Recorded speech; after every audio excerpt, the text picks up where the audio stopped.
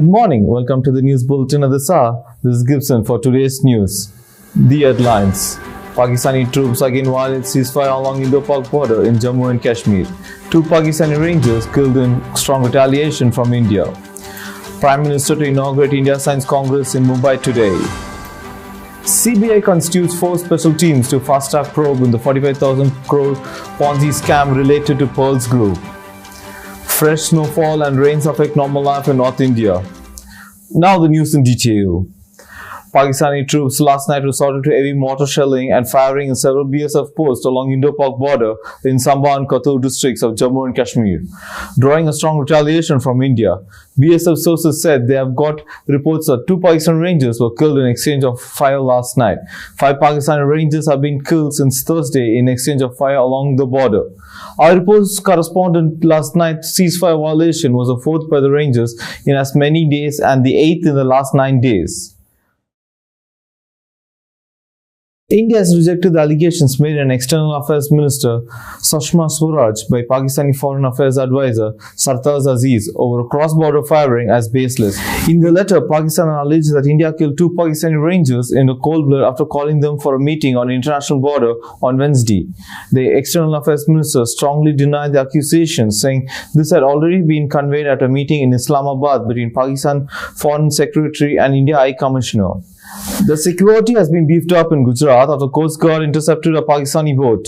The Indian Coast Guard, Border Security Force and Gujarat Police have maintained eye vigil after the incident. The Indian Coast Guard Northwest Region Commander Inspector General Kuldeep Singh Sharon said that the agency have pressed 6 aircrafts into service to closely monitor the coastal areas. The BSF have also strengthened the vigil on land and creek border with Pakistan to check the possible infiltration. Prime Minister Narendra Modi will inaugurate the Indian Science Congress 2015 at Mumbai University. This year's theme of the Congress is Science and Technology for Human Development. Our correspondent reports that the 5-day event will witness deliberations and presentations of papers by the scientific fraternity from across the globe. The CBI has constituted 4 special teams to fast-track probe in the alleged 45,000 crore rupee Ponzi scam related to Pearls Group. CBI sources said in New Delhi yesterday that the agency is taking the probe in the case very seriously and the teams have been directed to go into the various facets of the case. Prime Minister Narendra Modi has said that the cashless transaction is one of the solutions to menace of black money.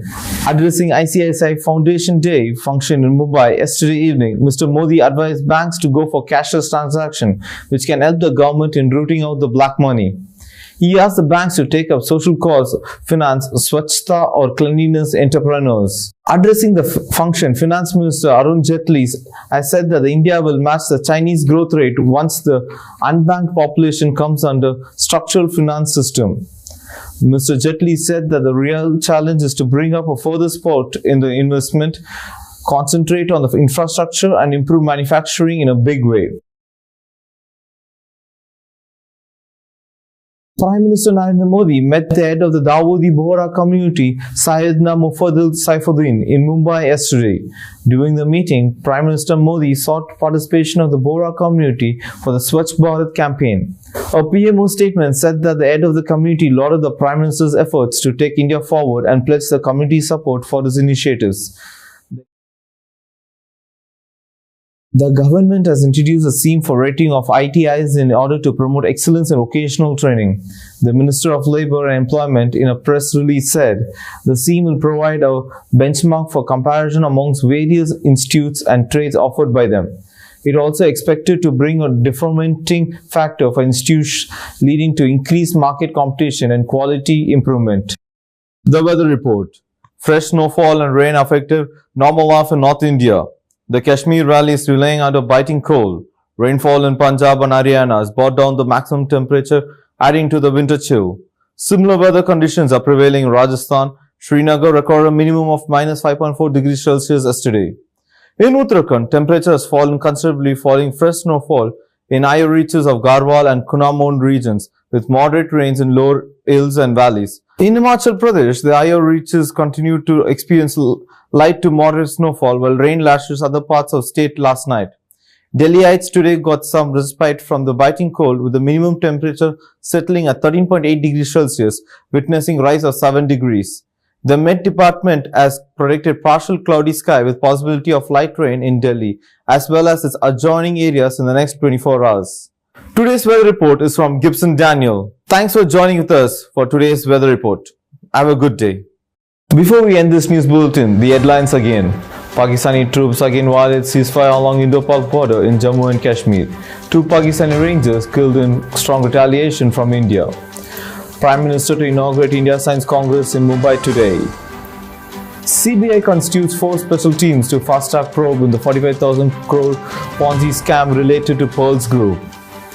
Fresh snowfall and rains affect normal life in North India. That's all from this news desk. Thanks for joining with us. Have a good day.